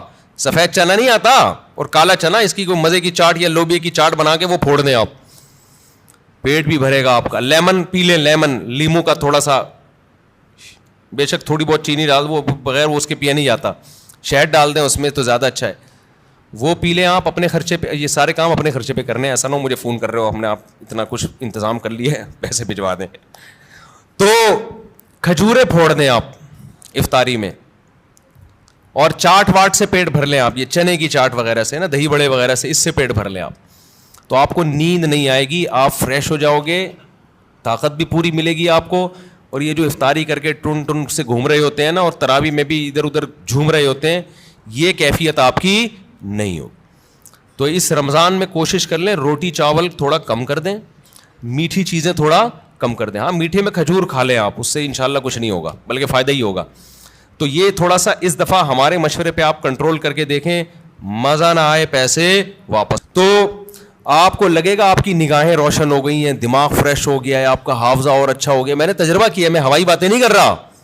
روزہ رکھو اور روٹی چاول ذرا کم کھاؤ افطاری میں اور سحری میں بھی, آپ ایسا نتھرنا شروع ہو جاؤ گے, ایسی آنکھوں میں بینائی آپ کی تیز ہو جائے گی اور ایسی فریش ہو جاؤ گے کہ ہٹو بچوں ہو جائے گا بس.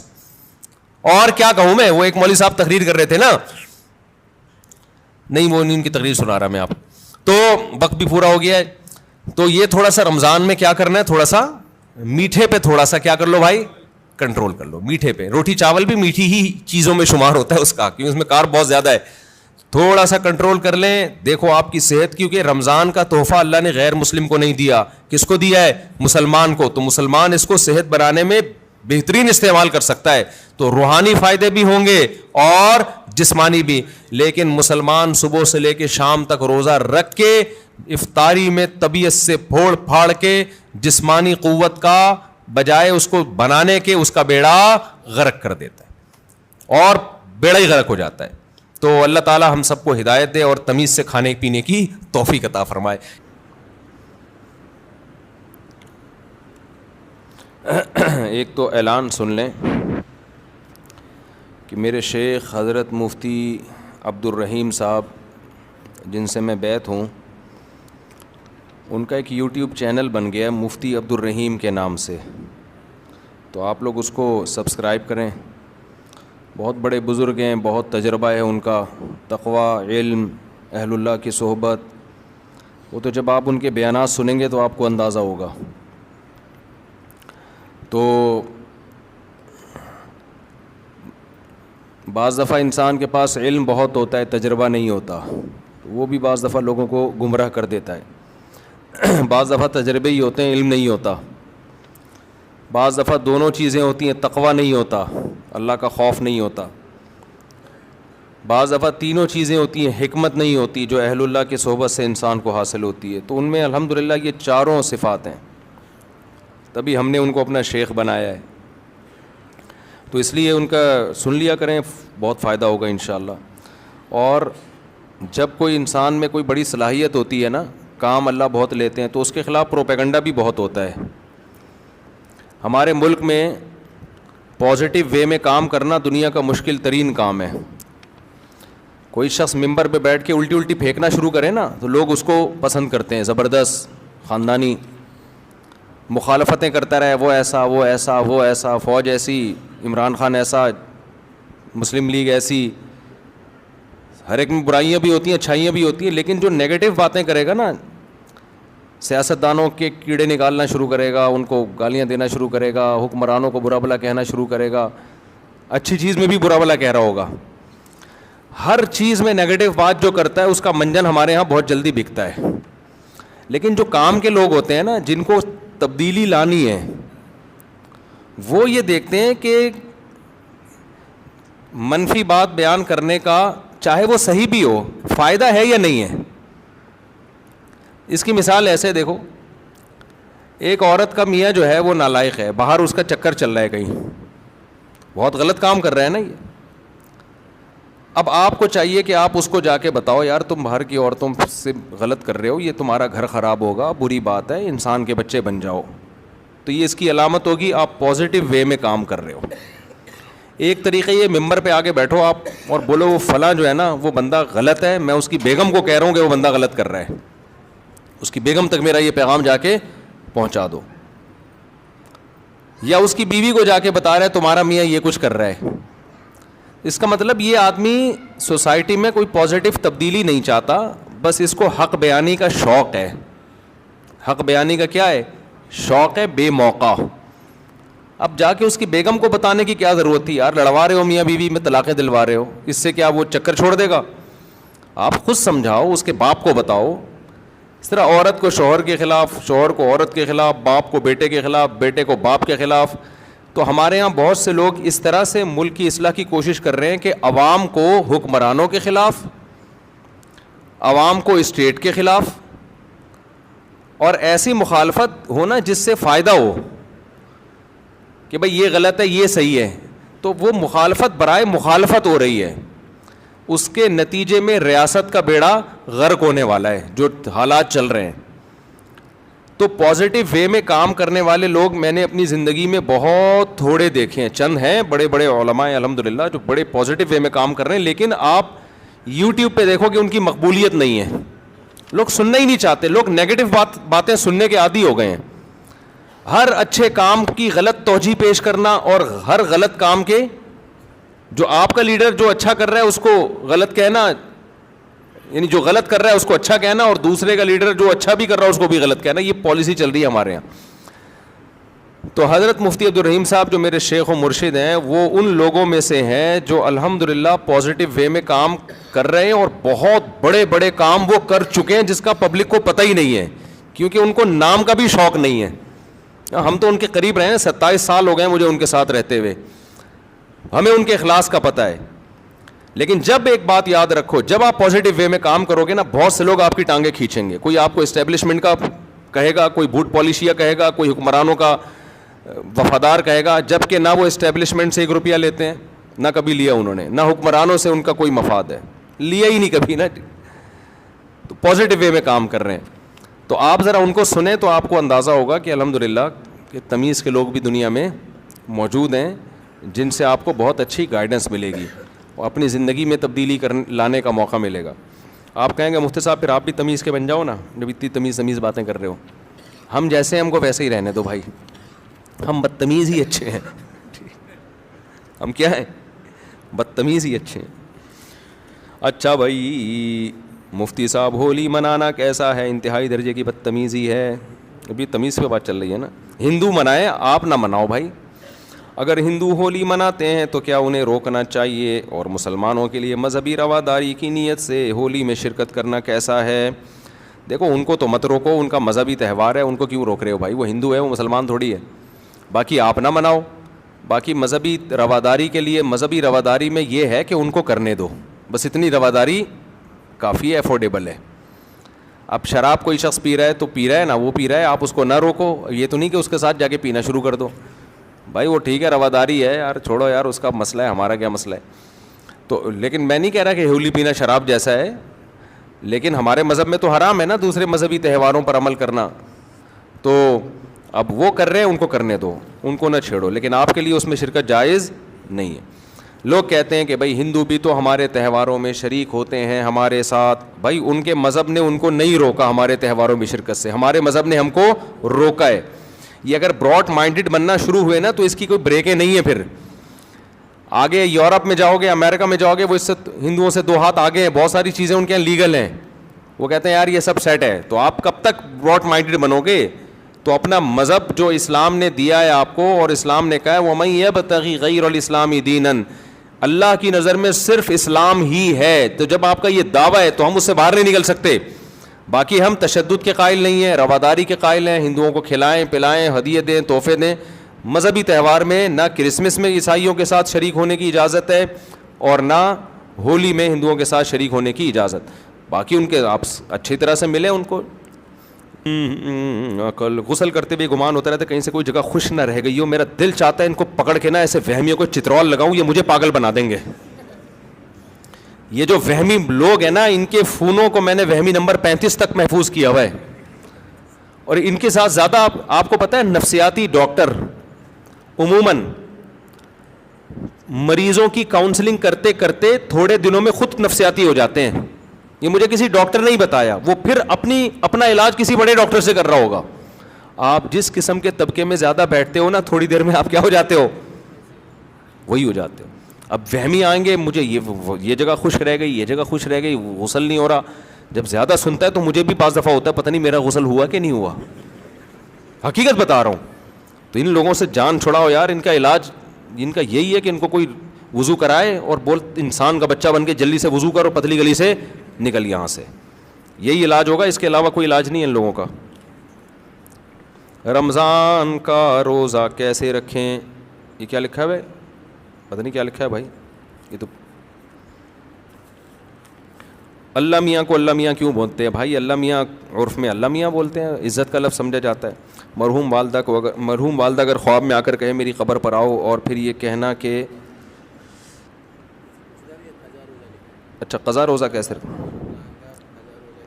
بس ایسے ہی رکھیں, سحری سے پہلے نیت کر لیں. پھر یہ کہنا کہ زبان سے کہ مجھ سے قبر سے بلاوا آیا, کیا اس میں شرک اندیشہ ہے؟ نہیں, ایسا کوئی شرک اندیشہ نہیں ہے.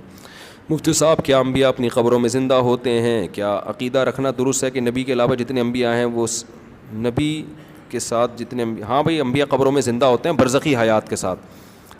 عام مردوں سے زیادہ ان کو ایک خاص نوعیت کی زندگی دی جاتی ہے. ہوتی وہ برزخی ہی ہے, دنیاوی نہیں ہوتی, وہ ہوتی برزخی حیاتی ہے, لیکن بہت پاورفل ہوتی ہے, عام میتوں سے زیادہ پاورفل ہوتی ہے وہ. مفتی صاحب جنت کی زندگی کیسی ہوگی, اس پر تفصیلی بیان کریں انشاءاللہ.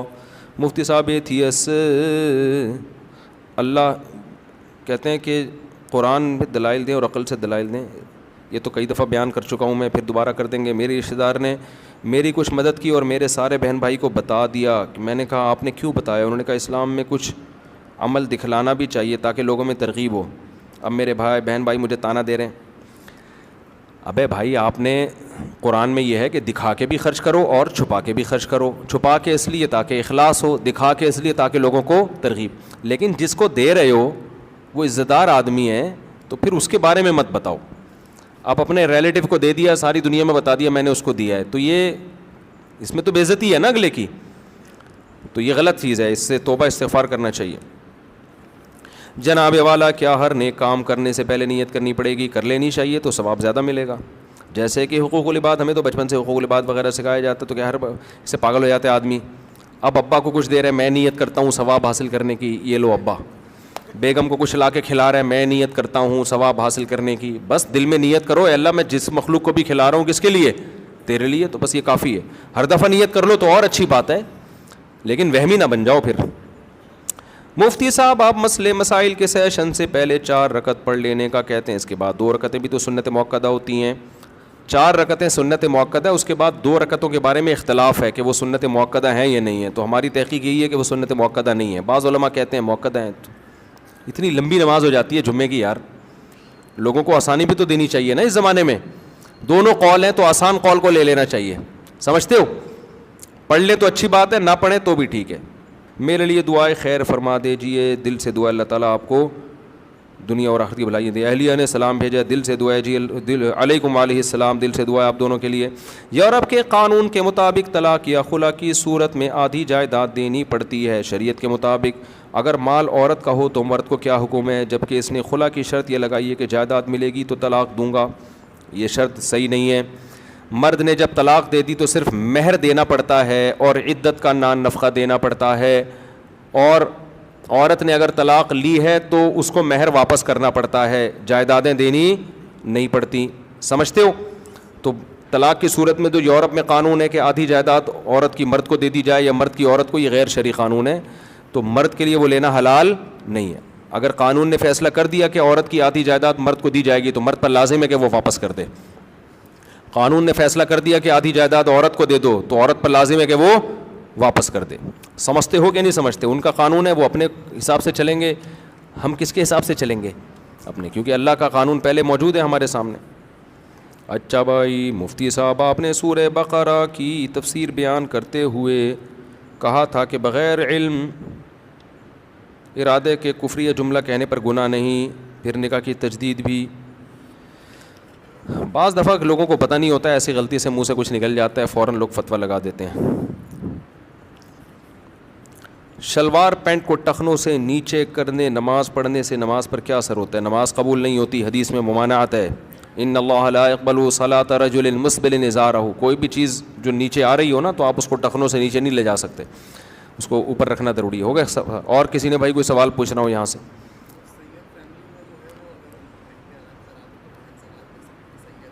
سید کو زکوٰۃ نہیں دی جا سکتی. ہاں, بیوی سید نہیں ہے تو بیوی کو دے سکتے ہیں اگر سونا نہیں ہے اس کے پاس. شوہر سید ہے تو اس سے بیوی سید نہیں بن جاتی.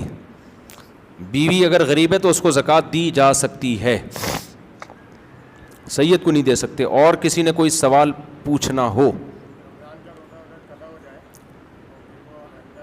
بعد میں سحری میں اٹھ لیں اور نیت کر لیں کہ رمضان کا قضا روزہ رکھ رہا ہوں. آپ کیا پوچھ رہے ہیں بھائی؟ جی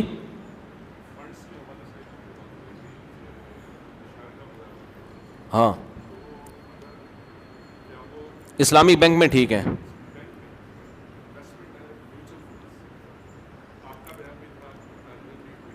اب مجھے پتہ نہیں کون یہ کام کر رہا ہے, بعض لوگ صحیح کر رہے ہوتے ہیں بات. جی اب مجھے ہر بینک کا پتہ نہیں ہے کہ وہ شریعت کو فالو کر بھی رہے ہیں کہ نہیں کر رہے. ہاں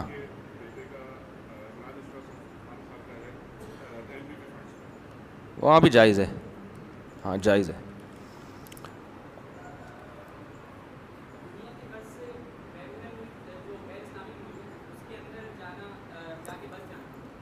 بھائی یہ بڑا مسئلہ ہے, غیر اسلامی ملکوں میں جا کے بس جانا اس کے لیے جائز ہے جو اپنے اور اپنی اولاد کے دین کی حفاظت کر سکے, اس کے لیے جائز ہے.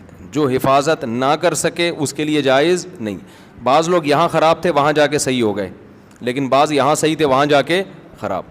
تو یہ جنرلی کوئی ایک یعنی ایسا نہیں ہے کہ ہر ایک پہ وہ اپلائی ہو سکے. ایک قاعدہ بیان کیا جاتا ہے کہ جو اپنے دین کی حفاظت کر سکتا ہے اس کے لیے جانا جائز ہے. لیکن روز بروز نا وہاں کے حالات خراب سے خراب تر ہوتے چلے جا رہے ہیں, کیونکہ اسکولوں میں ہومو سیکشولیٹی باقاعدہ پڑھائی جا رہی ہے, ترغیبیں دی جا رہی ہیں. ایسے قوانین بن رہے ہیں کہ بچے کو کہا جا رہا ہے کہ تم ہی ہو یا شی, یہ تم نے ابھی فیصلہ نہیں کرنا, یہ تم بڑے ہو کر فیصلہ کرو گے. تو آپ بتاؤ رہ گیا پھر یار. تو آپ کے بچہ وہ خود کنفیوز ہوگا, میں پتہ نہیں کیا ہوں. ہمارے تو پیدا ہوتے ہی ختنے ہو جاتی ہے اس کی, 2 بکرے کٹ جاتے ہیں, ہم نے اسٹیمپ لگا دی کہ ہی ہے. لڑکی پیدا ہوئی, 1 بکرا کٹا, اسٹیمپ لگ گئی کہ یہ کیا ہے, شی ہے, قیامت تک کے لیے یہ شی رہے گی. ان کے ہاں بھی یہ ہے کہ یہ آپ کا رائٹ ہے کہ آپ خود فیصلہ کریں کہ آپ ہی ہیں یا شی. اگر آپ نے کہا کہ پیدا ہی ہوئے تھے, آپ نے کہا میں شی ہوں تو شی ہیں, بعد میں آپ کو خیال ہو نہیں ہے شی والا صحیح نہیں, وہ ہی والا ہی ٹھیک ہے, تو چلو ہی بن جاؤ. پھر خیال ہوا کہ یار وہ شی ٹھیک تھا تو شی بن جاؤ. تو کنفیوژن یہ ہے, میاں بیوی میں جو میاں تھا وہ بیوی بن جائے گا, بیوی میاں بن جائے گی. انہوں نے کہا نہیں, اب ہم میاں بیوی کھیلتے ہیں. تم میاں میں بیوی, جیسے بچے نہیں بچیاں کھیل رہی ہوتی ہیں, تو اب تم میاں تھے میں بیوی تھی, تو اب ہم نے اس طرح سے لائف کو انجوائے کیا.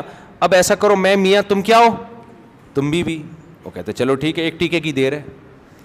ایک میں نے بھی بیان کیا نا, تو اس پہ ایک لبرل انٹی بہت غصے میں, انہوں نے کہا یار کوئی مرد اور عورت کا فرق نہیں ہے, ایک ٹیکا لگاؤ آدمی عورت بن جاتا ہے, عورت آدمی. میرے بیان پہ اعتراض کیا ہوا تھا انہوں نے. تو مجھے خیال ان سے بولو ٹیکا لگائے بغیر کیوں نہیں بنتا, وہ ٹیکا کیوں لگانا ضروری ہے. تو اب تو ایک ٹیکے کے فاصلے پر ہیں, جو بننا ہے آپ ایک ٹیکا لگائیں بن جائیں. آپریشن ہوتا ہے چھوٹا موٹا سا.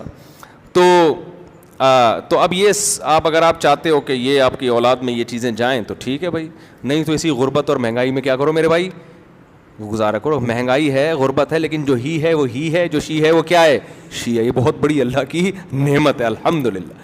آپ داماد کے بارے میں کنفیوز نہیں ہیں, ورنہ داماد کے بارے میں لوگ کنفیوز ہیں وہاں پہ, یہ پتہ نہیں میری بہو ہے کہ کم بخت داماد ہے, کیا ہے یہ. آپ کی بیٹی رخصت ہو کے جا رہی ہے کسی گھر میں, آپ کو یہی نہیں پتا کہ یہ گھر داماد بننے جا رہی ہے یا بہو بننے جا رہی ہے. یہ تو اتنی کنفیوژن پیدا ہو, اس کو کہتے ہیں براڈ مائنڈ.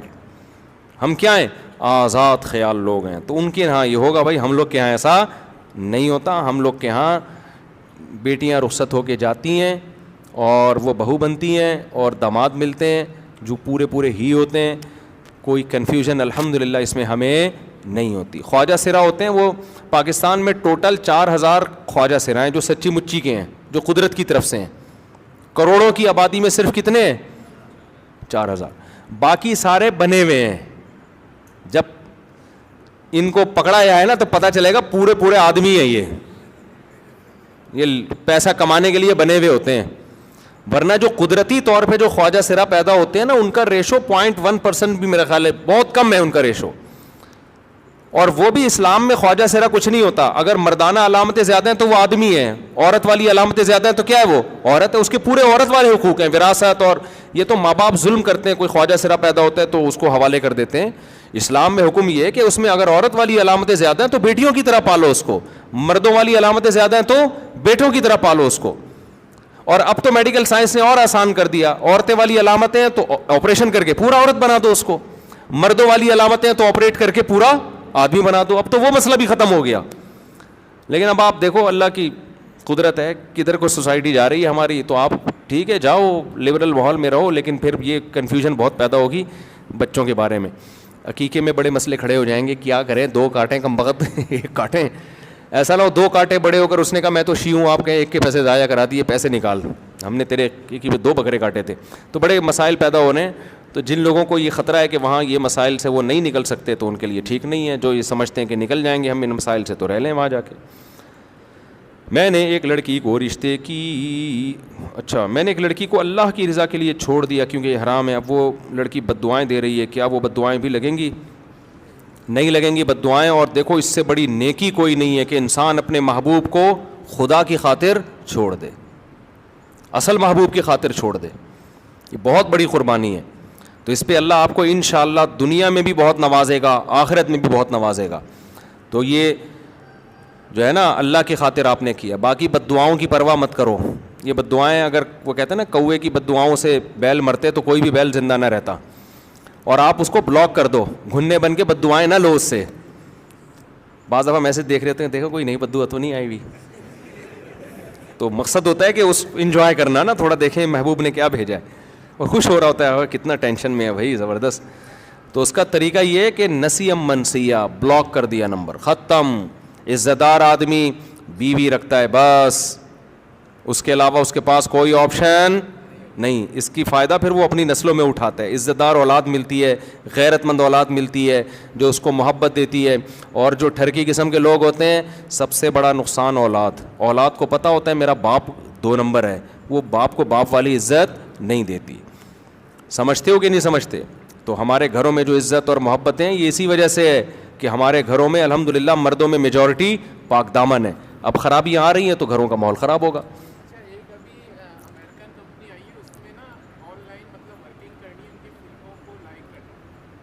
نہیں وہ تو ٹھیک نہیں ہے, نہیں یہ تو صحیح نہیں ہے. نہیں فلموں کے تو لائک نہیں کر سکتے نا آپ. تو تحقیق نہیں ہے, سننے میں آیا کہ سیریا یا ترکی میں ایسا واقعہ ہوا ہے, ملبے تلے پوری فیملی تھی, خاتون نما شکل میں ایک عورت آئی کہ میرے بچے اس ملبے کے نیچے ہیں. ہاں سب سن رہے ہیں. جب ان کو نکالا گیا تو ان کو بتایا کہ آپ کے انہوں نے کہا کہ آپ کے والدہ نے کہا تھا کہ ہمارے والدہ کو تو 1.5 سال ہو گئے. پتہ نہیں, واللہ عالم, ایسا ہو سکتا ہے, ممکن ہے. اللہ کی قدرت سے تو کچھ بعید نہیں ہے. جی جی اللہ کی قدرت سے تو کوئی بعید نہیں ہے بھائی. سبحانک اللہم و بحمدک. بھائی آخری سوال, بس بچہ کافی دیر سے پوچھ رہا ہے, جلدی بس آخری.